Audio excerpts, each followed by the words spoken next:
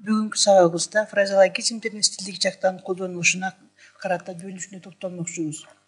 Кыргыз тилинин системасындагы фразеологизмдер өздөрүнүн экспрессивдүү стилистикалык касиеттери, кептин тигил же бул түрүндө колдонулуш мүнөздөрү боюнча бирдей эмес. Ошондуктан аларды мына ушул өзгөчөлүгүнө карата башкача айтканда экспрессивдүү стилистикалык өз ара айырмачылыктарына жана колдонулуш чөйрөсүнө карата атоо маанисиндеги фразеологизмдер, турмуштук озеки сүйлөшүү мүнөзүндөгү фразеологизмдер жана китептик мүнөздөгү фразеологизмдер деген сыяктуу түрлөргө ажыратууга туура келет. Эми атоо маанисиндеги фразеологизмдерге токтолобуз. Бул эмне өзү? Кыргыз тилиндеги фразеологизмдер белгилүү бир тобу экспрессивдүүлүк касиетке эмес.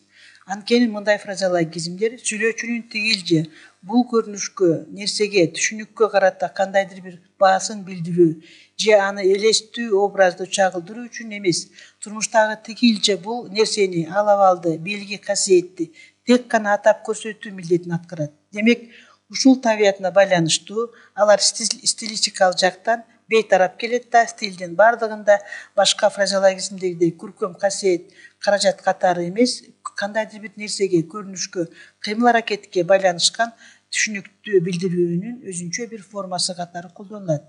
Кыргыз тилинде мындай фразеологизмдер дөмөнкүлөрдү көрсөтүүгө болот. Мисалы үчүн бул жерде көрүп атасыңар. Адам болуу.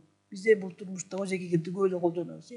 Биринчи мааниси иржетүү, киши катарына кошулуу. Ал эми экинчи оорусу оордон айыгуу, мисалы үчүн адам болуп калдым дейбиз го, демек оордон айыгуу. Эми ажалы жетүү, демек өлүү, дүйнөдөн кайтуу деген мааниде. Ажалы жок, өлбөй аман калуу. Биз эми буну озеки кептибизде көп эле колдонобуз, ажалы жок экен деп, ажалы жетти деп. Ажырашар аяк, бул эми башка жакка кеткенде, бизе жанакы берилүүчү сыйтамага кетип атканда, кошуп кетип атканда. Ай башы, орозо айынын эң акыркы күнү. Ай туяк чалуу, бул эми Манас эпосунда окусоң аябай эле көп колдонулат, жалпы эле жылкы атоосу ай туяк деп. Айтала, эл жашабаган ээн тала. Ак жоолук, аял, келинчек. Бирди көрсөтүү, адебин колуна берүү, катуу жазалоо. Денякул, өмүр бою жүрүүчү кул. Жакшы болуу, оорудан айыгуу, каршы алуу, бирөөнүн ыкмасы менен чын ыкласы менен кабыл алуу. Же андан дагы колго салуу, талкууга, добушка салуу, гүл азык, көпкө бузулбай турган үнөмдүү азык. Демек, мындай сөздөр менен уланта берсек дагы чексиз толтура.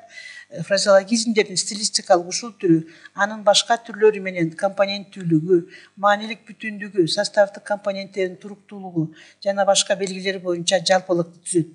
Айырмачылыгы биринчиден кепте атоо маанисинде колдонулушу жана образдуулук касиетке ээ эместиги. Экинчиден стилдин бардык түрлөрүнө бирдей даражада тиешелүүлүгү, башкача айтканда стилистикалык нейтралдуулугу. Ушул өзгөчөлүгүнө байланыштуу мындай фразеологизмдер кээде стиль аралык фразеологизмдер деп дагы аталат. Ал эми фразеологизмдердин экинчи жана айтып кеткенибиздей турмуштук сүйлөшүү фразеологизмдери.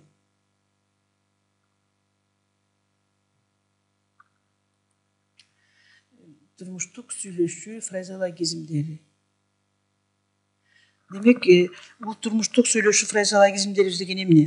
Фразеологизмдердин стилдик бул түрү анын калган түрлөрүнөн биринчиден өзлөрүнүн тар чөйрөдө колдонулушу, башкача айтканда мүнөздүү түрдө же негизинен озеки сүйлөшүү кебинде колдонулушу менен, экинчиден өзүнүн спецификалык экспрессивдүү стилистикалык мүнөзү боюнча да эркелетүү, тамашалоо, шылдыңдоо, тилдөө, жек көрүү жана башка айырмаланышы мүнөздүү.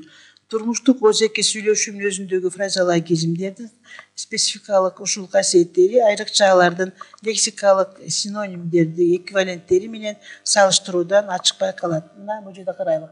Абийири айрандай төгүлүү. Абийири айрандай төгүлүү. Бул катуу уят болуу деген билдирет. Абудегече бул араздашуу. Эми дагы бир мисал келтирелик. Ажат ачуу. Ажат ачуу. Бул жерде бирөөнүн өтүнүчүн тилегин орундатуу. бирөөнүн өтүнүчүн, тилегин орундатуу. Дагы бир мисалдарды алып көрөлүк. Айтса төгүнбү дейт.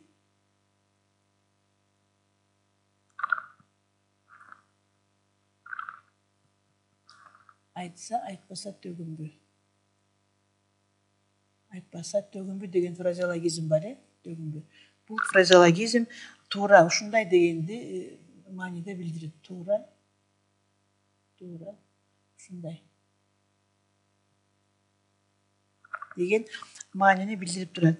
Же болбосо дагы мындай деп айтабыз, алкаганда ак жоолугуң башыңан түшпөсүн дейбиз. Ак жоолугуң башыңдан түшпөсүн. Муну биз көп эле угуп жүрөт ошоңо жаңы келин келгенде мына ушундай бир башыңан түшпөсүн.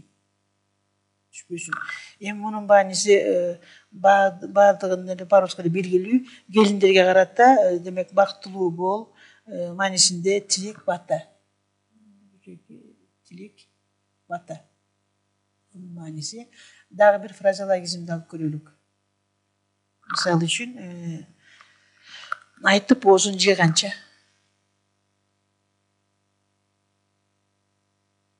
Айтып оозун жыйганча деген фразеологизмди биз ойлоп жүрөбүз. Озеки кепти аябай эле көп колдонобуз. Мунун мааниси өтө тез, дароо дегенди билдирет. Өтө тез, дароо. Мисалы үчүн мисал келтирип көрсөк, айтып оозун жыйганча, мисалы үчүн дароо эле келип калды дегенди айтсак. Ак жолтой. Ак жолтой келин, ак жолтой бала деп айта беребиз. Ак жолтой деген сөздүн. Мунун маанисин кандай чечмеси болот? Жолу жакшы. Жолу жакшы. Же болбосо ак сүтүнө коюу деген фразеологизмди алалык.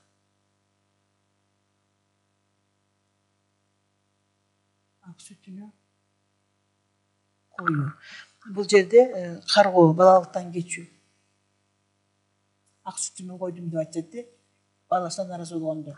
Каргоо, балалыктан кечүү.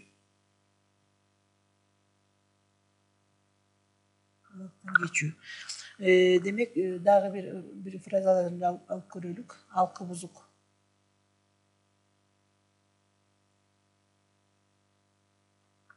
Алкы бузук. Биринчи мааниси соргок. Экинчи мааниси жегич.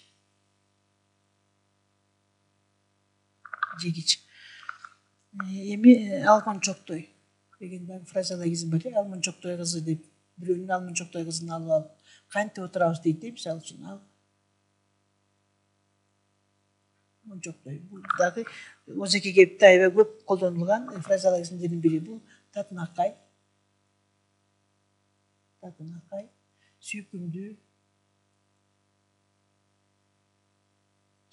деген маанини билдирип турат.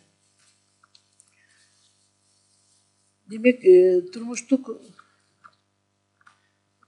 озеки сүйлөшүү фразеологизмдеринин дагы бир мүнөздүү жагы дээрлик баардыгынын образдуулук касиетке ээ болуп турушу менен катар колдонулушунун жөнөкөйлүгүндө, жалпы эле элдик мүнөздүүлүгүнүн ачык айкындыгында жатат.